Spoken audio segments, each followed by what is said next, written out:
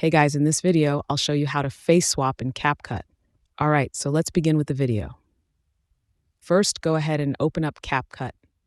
Once you're inside CapCut, instead of going to Create, you want to go to Templates at the bottom. Once you're on Templates, you're going to see all these different templates for TikTok and other platforms. What you can do is go to Search Templates and then search for Face Swap.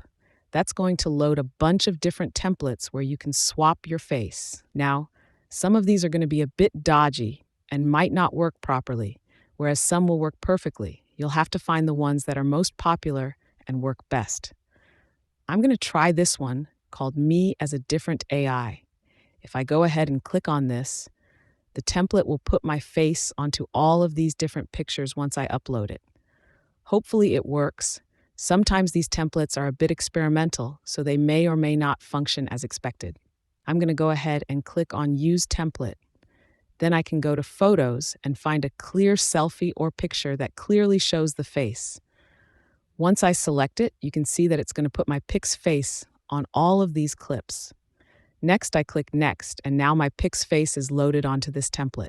It should work. If I'm happy with the result, I can go to Export in the top right. Now, I can go ahead and save this to my device.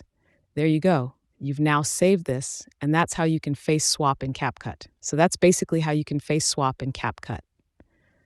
And that's it for this video. If you find this helpful, consider subscribing and giving this a big thumbs up.